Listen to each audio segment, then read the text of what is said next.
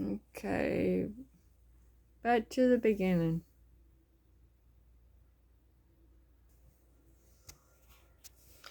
Have you ever wondered how everything in the world began? I suppose so. Most boys and girls do sometime or other.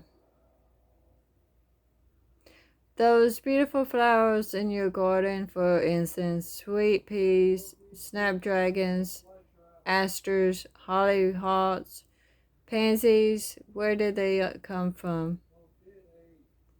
Seeds, you say? True, but whence came the seeds? From other flowers, of course, and those flowers from still other seeds, and so on back to where? There's your dog. Where did he come from?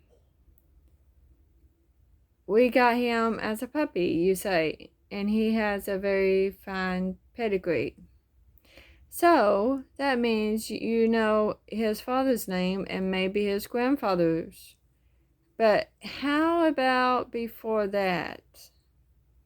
One thing you can be very sure of, your dog's grandfather was once a puppy too. And he had a father and a grandfather. And so on back to back. Back to when? Then there's...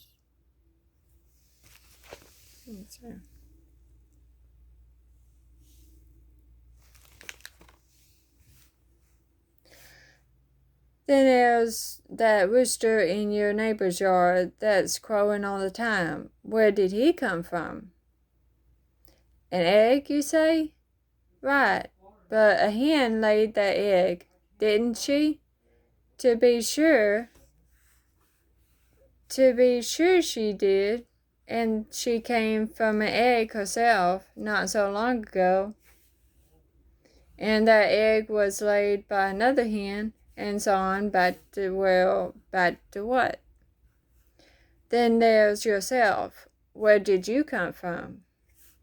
Oh, you say, Mother brought me home from the hospital? I suppose she did, but Mother was a little baby once herself, wasn't she? And so was her mother, and her grandmother, and her great-grandmother, and so on back to whom? Think of the mountains too, and the wooded hills, the flowing rivers, and the sand on the seashore, all the wonderful things of nature. Were they always here, just as you see them now? Or did they too have a beginning? And if so, when and how? Many great men had tried to explain these things, and they have came up with all sorts of strange ideas and suggestions, most of them far from the truth. There is only one place where you will find the true story, and that is in the Bible. If you will open the wonderful book, you will find that the very first part is called Genesis, meaning the book of beginnings. Here you will find the answer to all your questions. Back to the beginning. And that reminds me of a little girl I know. Once I asked her which chapter of the Bible once I asked her which chapter of the Bible she liked best. I thought she would say the 23rd Psalm, the one that begins, "The Lord is my shepherd," but no, she said, the first chapter of Matthew. I suppose you liked it because it tells about how Jesus was born, I said. Oh no, she said.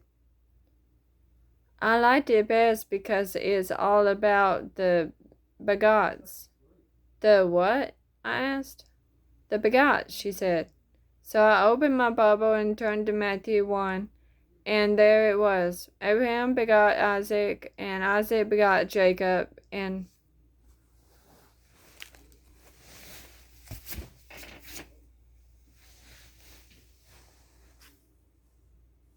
Let's see.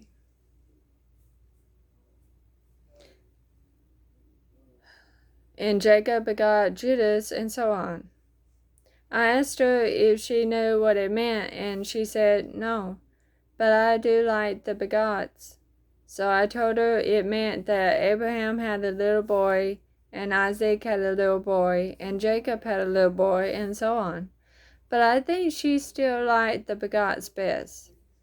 Then I told her that put the other way around, it would read, and Jacob had a daddy, and Isaac had a daddy, and Abraham had a daddy, and so on. She liked that better, but wondered how far back the story goes. I told her what Luke says about it. In this 3rd chapter, verse 34, Luke picks up the story at Abraham and carries it back farther and farther and farther. He tells us that Abraham was the son of Terah, which was the son of Nachor, which was the son of Surach, and so on. Okay, we're going to stop there, and we're going to read more later on YouTube.